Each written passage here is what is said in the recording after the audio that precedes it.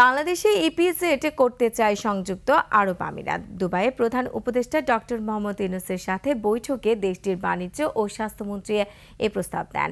এতে বাংলাদেশে বিপুল পরিমাণ বিনিয়োগের পাশাপাশি অনেক মানুষের কর্মসংস্থান হবে বলে আশা প্রকাশ করেন তারা। এছাড়া বাংলাদেশি কমিউনিটি সদস্যদের সাথেও বৈঠক করেছেন ডক্টর ইউনূস। এক প্রেস ব্রিফিংয়ে এসব বিষয়ে বিস্তারিত জানান প্রেস সচিব শফিকুল আলম।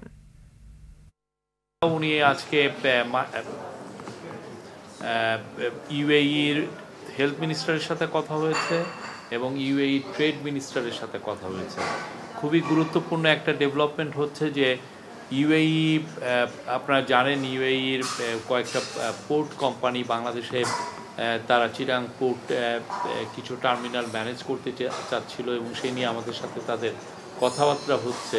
তো সেই আলোকেই প্রফেসর ইউনূস ইউএইর কোম্পানিগুলোকে বলছিলেন যে তারা যাতে বাংলাদেশে তাদের ফ্যাক্টরিগুলোকে রিলোকেট করে।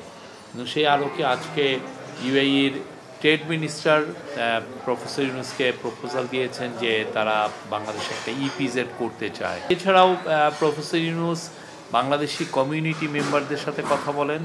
ইলন মাস্কের সাথে প্রফেসর ইউনূসের কথা হয়েছে কিনা, আমরা বলছি হ্যাঁ কথা হয়েছে, বাট এই বিষয়ে আমরা পরে আপনাদেরকে আরো ডেভেলপমেন্ট। সিল্কোর সিল্ক অ্যান্ড শাইন, যাতে আছে আর্গান অয়েল ও ওট প্রোটিনের গুডনেস, যা আপনার চুলকে রাখে হেলদি অ্যান্ড শাইনিং।